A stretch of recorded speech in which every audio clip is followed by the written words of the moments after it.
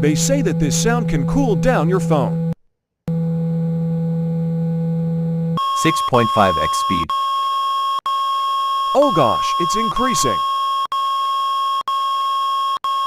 I hope my phone will not turn into a nuke. According to my calculations, the audio cannot cool down your phone. This is because audio itself does not have any physical effect on the temperature of your phone. The audio is just a sound wave that travels through your experience. It is not phone hardware or software in any way that low resolution. The only way audio can affect your phone temperature is by making the phone work harder to play in. When you play audio, the phone has to use its CPU, and battery costs to adequate sound. This consumes more power than generally employed. This would actually make your phone harder. The same logic applies to the other media that are running phone. The more you use your phone, the more you get well. You only want to cool down your phone to reduce its workload and let it rest. Wait, why has he stopped talking? I'm too